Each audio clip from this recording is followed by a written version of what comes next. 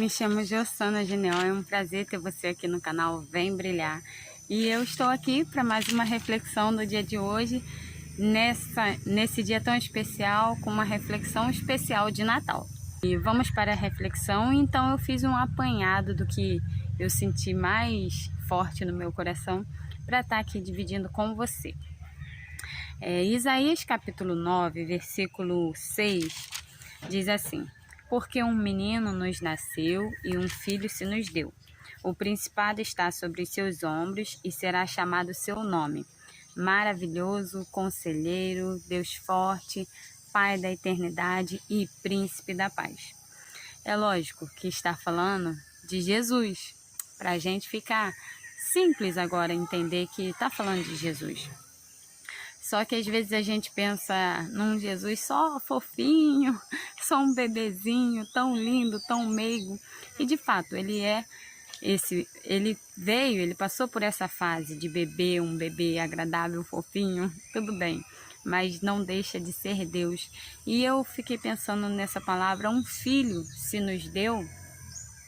Como assim um filho? Um filho com letra maiúscula. Pelo menos algumas versões, algumas bíblias têm essa característica. E esse filho com letra maiúscula é o Salvador do mundo, é o Filho amado, unigênito de Deus Pai.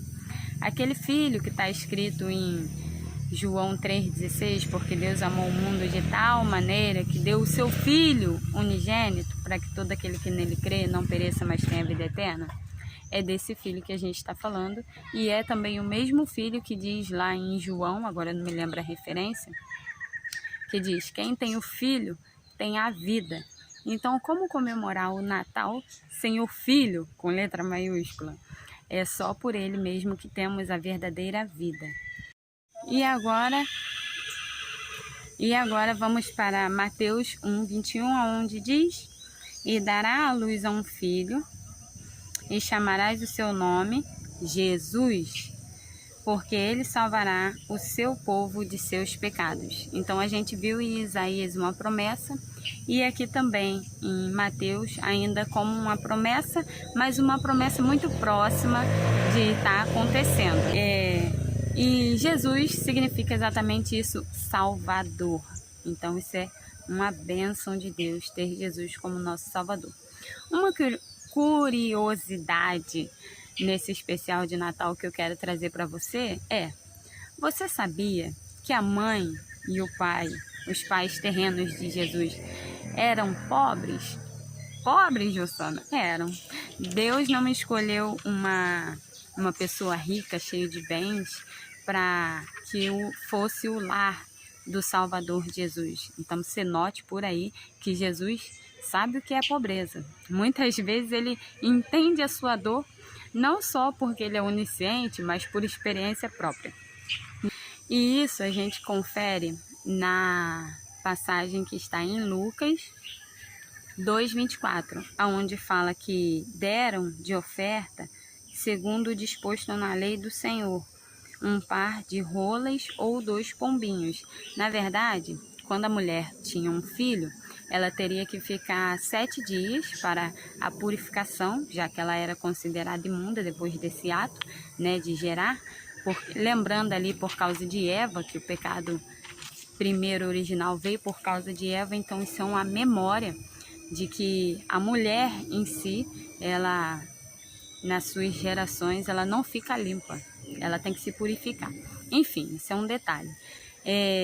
A lei de Moisés, que Deus deu o Senhor a Moisés em Levítico, está até anotado aqui, Levítico 12, ali no 8, vai dizer que se a mulher tiver posses, ela vai oferecer um cordeiro, a família, na verdade, vai oferecer um cordeiro.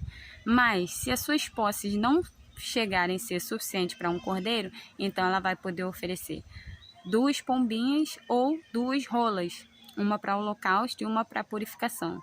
Então, José e Maria chegam a oferecer 2 pombinhos, é porque realmente eles não eram pessoas de posses. Abro aqui um parêntese. Podem ser que não tinham posses materiais, mas tiveram o privilégio de ter as maiores bênçãos espirituais visto que Maria foi a mãe do Salvador do mundo. Então, ela foi realmente agraciada pelo Senhor, apesar de não ter posses materiais. Outra curiosidade que eu quero trazer aqui para a gente nessa reflexão, da estrela. Quando Jesus nasceu, naquele tempo que Jesus nasceu junto com ele uma estrela especial, uma estrela que tinha um significado. E lá longe, 3 magos do Oriente entenderam que aquele era o sinal do Salvador. Sim, e vieram para adorá-lo. Agora a grande curiosidade é, que diz assim, Mateus 2, versículo 10.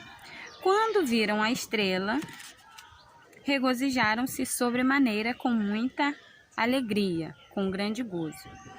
E entrando na casa, viram um menino com a sua mãe e prostraram-se, o adoraram. E abrindo seus tesouros, lhe ofereceram dádivas, ouro, incenso e mirra.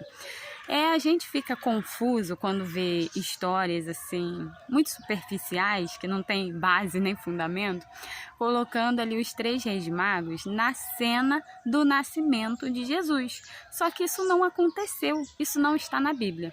O que está na Bíblia é que quem foi visitar Jesus e encontrou Jesus envolto em panos numa manjedoura foram os pastores que foram encontrados no campo, qual receberam a notícia de primeira mão de anjo do Senhor, e viram até anjos cantando glória a Deus nas alturas, paz na terra para com os homens. E esses pastores que estavam no campo receberam essa notícia e foram visitar Jesus. Por que a gente vê tanta ali quando Jesus estava recebendo esses presentes como um bebezinho?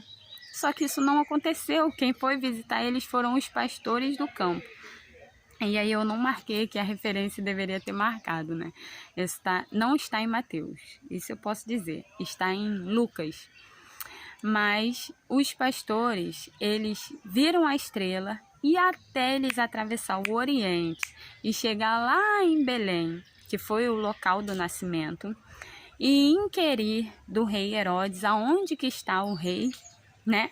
Foi perguntar para um rei fajuto aonde estava o verdadeiro rei, e Herodes ficou muito chateado da vida e pediu que os magos viessem para informar.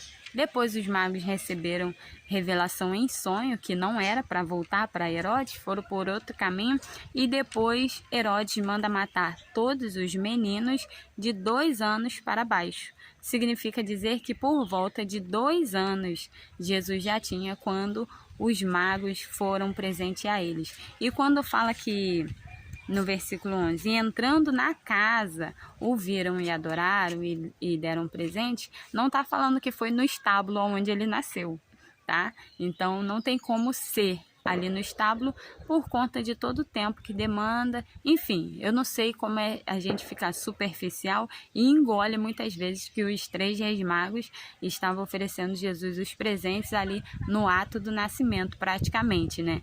Ali envolto na manjedoura, quando a Bíblia não fala isso, não ensina isso. Eu quis trazer todas essas reflexões, espero que tenha ajudado em alguma coisa na sua vida, porque tem um significado muito profundo. Um vídeo é muito pouco, é muito raso para poder dizer de toda a profundidade que o Natal representa para nós cristãos, que a estrela, a verdadeira estrela, Jesus Cristo, desse Natal, brilhe no seu coração a cada dia, e só é possível que isso aconteça se você crer. Se você crê não só apenas no nascimento, mas em toda a obra concluída por Jesus no Calvário, desde o seu nascimento, concebido pelo Espírito Santo, até os milagres que ele operou, até a vida que ele teve como exemplo de ser humano, até a sua morte e ressurreição. Essa é a melhor parte. Ressurreição de Cristo. E eu deixo por último aqui para você, João 11:40, que diz: se creres, verás a glória de Deus. Esse brilho, esse glamour, esse clima de festa não é nada perto do que Ele está preparando para mim e para você.